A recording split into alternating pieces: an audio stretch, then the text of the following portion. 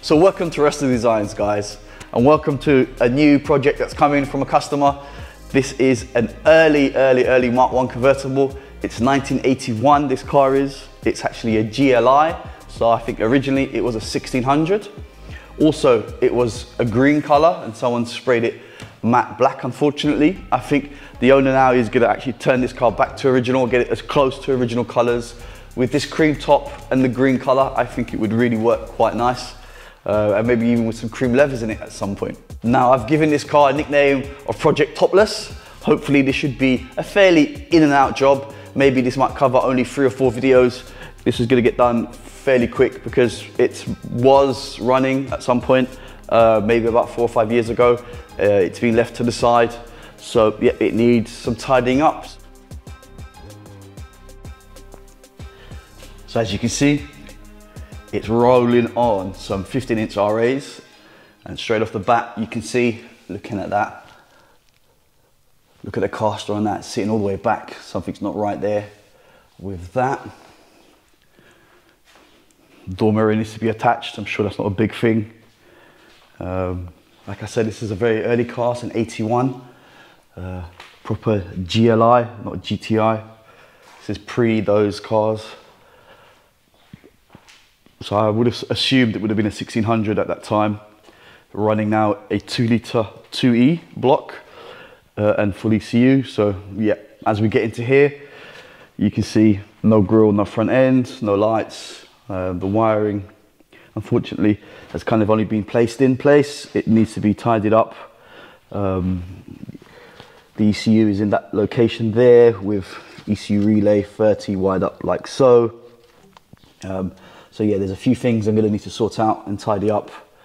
Need to see where the customer actually wants to put the ECU, if he wants to drill and put a grommet and put it in there or put it inside. Potentially, the way I'm looking at it now, probably gonna remove everything and kind of start again. It might be easier to kind of do it that way, to fault find. I see there's a few hoses missing, the alternator's missing in the bracket. So, and running the rib belt, which may clear, may not clear. The chassis leg, I'm gonna have to see which system works best for this. I can't remember, it's been a long time since I've worked on a Mark 1. Also got the situation here with an airbox. I'm gonna have to relocate the washer bottle probably to down there and get because this has an airflow meter. Either that, it just runs airflow meter with a little bracket and like a little K&N at the end, or maybe I can adapt an airbox, cut it up quite badly and see if I can mount it on there. I have to see. I see the gear linkage is all loose, missing bushes and stuff like that. Simple fix, just get the kit for that. No expansion bottle, so no battery. That's running some serious positive camber that needs to get adjusted. The alignment needs to get done as well, as I can see that's straight. And this is towing out as well, so definitely an issue on this side. The interior is actually pretty tidy for this car. Running GTI seats. I'm not sure if these would have been original. These are Mark 1 original seats. I don't know if a green car would have come with these seats in it. The dash has been levered up, it looks like, or this console bit has anyway. It looks really quite cool with some seriously old stereo in there. Got the 3 clocks. Late type GTI steering wheel with the 4 horn pushes, pretty cool, and he's levered it up as well, trimmed in leather. The roof looks in really good condition. No tears, no rips. You know, on the whole, it's actually, apart from the matte paintwork, for a car that is 42 or 43 years old, we've only, believe it or not, I don't know if the clocks are real, but I think they might be, only 101k on it. So if that's to be believed, 101,000, that's about 60,000 miles on it. It's some seriously low mileage for a 40-plus-year-old car.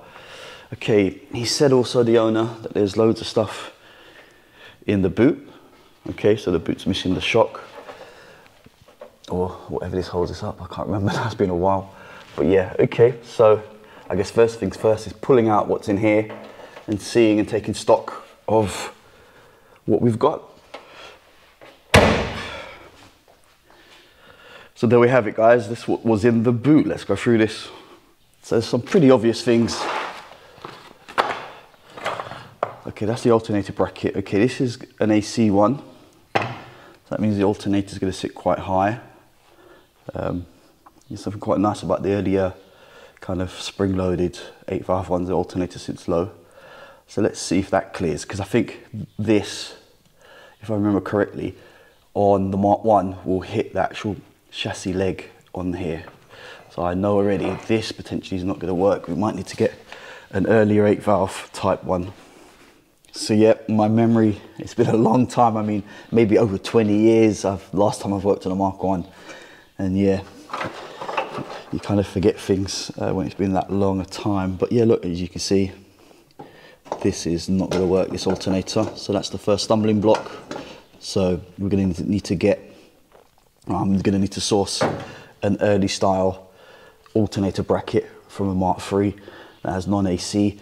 It sits lower, as well as it's got spring loaded. It doesn't have this tensioner, which literally fouls on the chassis leg.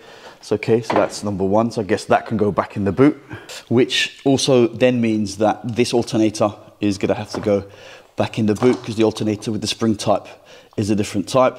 So that you guys can see what I'm talking about alternator wise, this is Project 3B, which is my Mark II 16 valve, which will be back on the channel very soon. It's running big bumpers now and kind of the GL kit on it.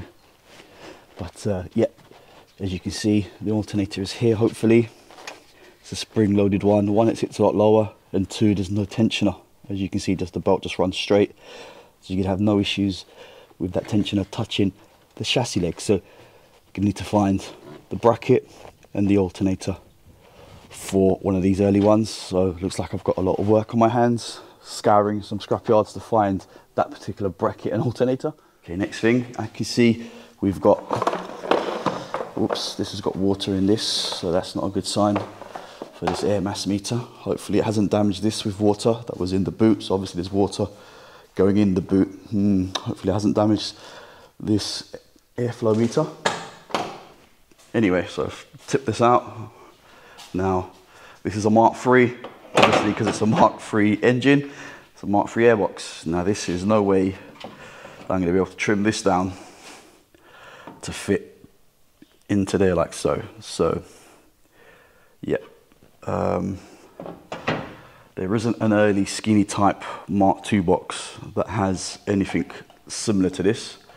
The only airbox that there is the wider late type that came with the Digifram cars, and again, that's just way too wide for there. I think the only option, unfortunately, he's going to have is, as I thought, relocate that to there, put that in there, make a bracket for it, and then you used to be able to buy a little adapter that fitted on the front of this that gave you like a round section, so you can actually then put a cone filter on. I think K&N did something like that, so I'm gonna see if he can order, or if I can buy that bit separately that fits on the front of there, so that we can get a cone on there. And that's unfortunately how it's gonna have to sit, but that could be quite complicated for here in Portugal, not having an airbox. Cone filters are frowned upon when you go to the inspection, MOT, or whatever you want to call it, as well as the police are not happy seeing a cone filter there. So, but I think short term, to get the car running, that's the option he's got until there is. I'm going to have a look on the net and see what other options there are if somebody has actually fitted this engine with some kind of airbox. It could be quite difficult. The only other option, potentially long term, he has, is to actually change the ECU to a standalone ECU, which then means you don't need this, and you can then run the earlier type GTD airboxes, which are quite slim. Just have to trim the bottom of it. The height's quite cool, get some kind of fixing point on it, and it would look quite OEM then. with an airbox, so there's no need for the airflow meter. All right, so I guess that's workable. Now I've noticed as well the height of this pipe. It's gonna clear the chassis leg and stuff. I just wonder if it's gonna touch here on the bonnet. We're gonna have to look into that, check it and see. Also, I might need to trim the bonnet slightly so that it clears that pipe there. So as you can see, it's got this little clip here where you take off the square velocity stack off, and you can also get easy access to these 4 10mm bolts. You just take these off. So that's the airflow meter detached from the airbox. So I guess my main goal here is to actually go through this pile and see what I need and what I don't need and what can go back into the boot. So I'm going to make a little box of what's needed. So that's going to be needed. That's definitely going to be needed. Now pipes here. Let me see what I'm short, and let's see what we've got here. Okay, the ones to the heater matrix are done. Well, one of them is, the other one isn't. Okay, but that, because the Mark 1's actually got like a valve you shut off, and that can actually get shortened to go into the end of the metal pipe. I see the metal pipe's quite rusty here. I don't know if you guys can see there. So maybe, I'm assuming, and also I see it runs around the front here. Yeah, we're gonna need to maybe change that. So I assume we have this nicer silver one here, but there is a few variations of this pipe. Oh no, that's not gonna work, I don't think. There was another one here.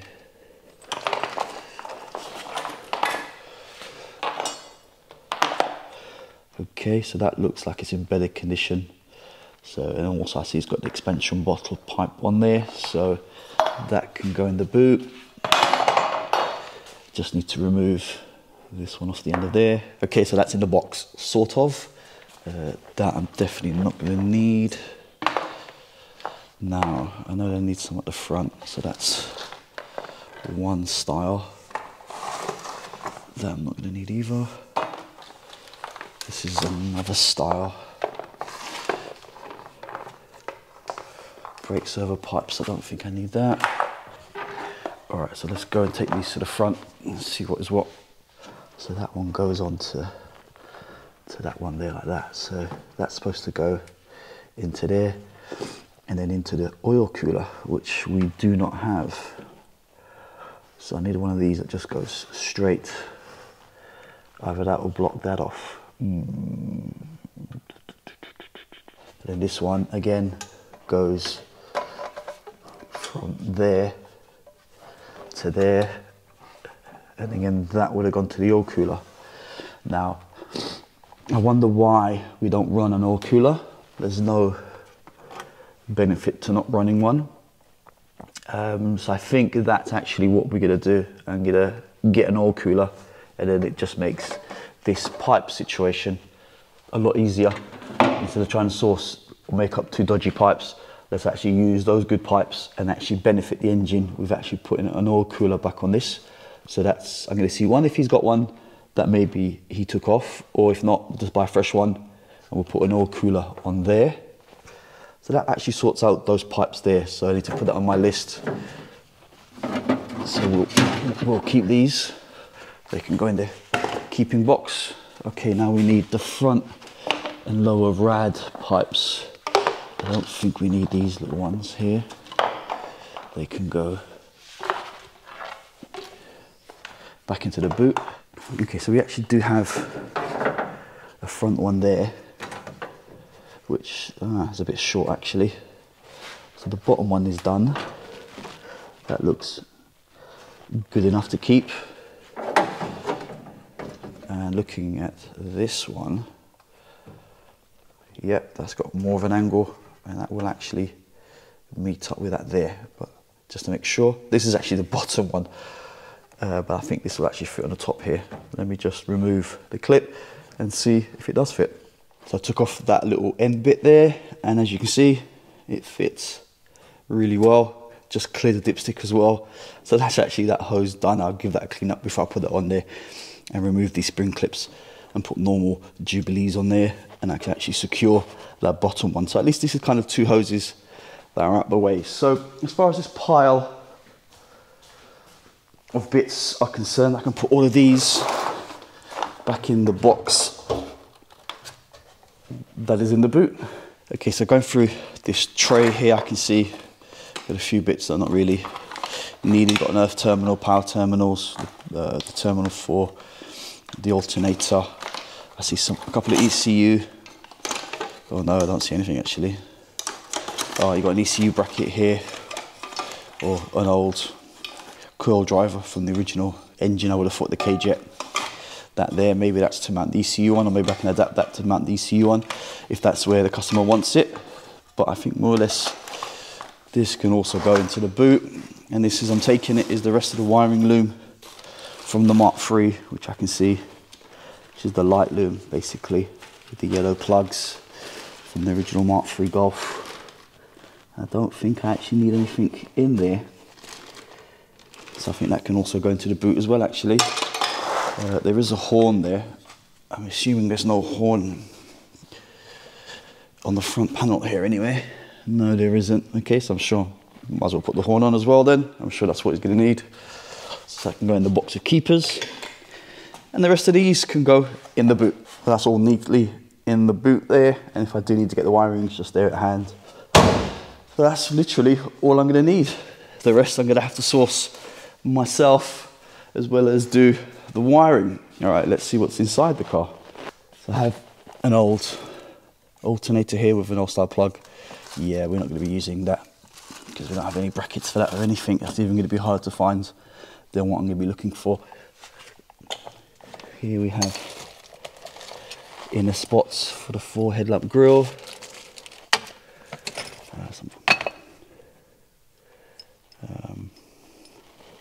I think that's like an alternator bracket actually, that would have gone on the original old style block.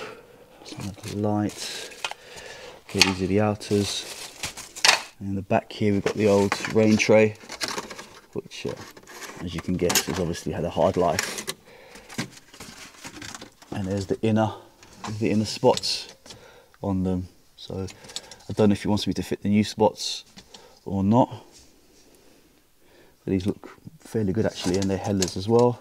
So I think, yeah, that can go into the boot as well. There's no need for that here. So there you have it, guys. This is the intro to Project Topless. As you guys can see, it needs a few little bits, a bit of tidying up. But please join me in the next video, in next week's video potentially, hopefully, where I'll be attacking the wiring loom. I would have found out what the owner wants.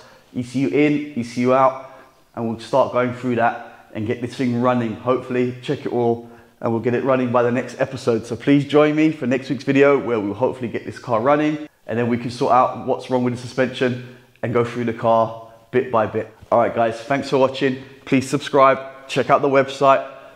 Be safe.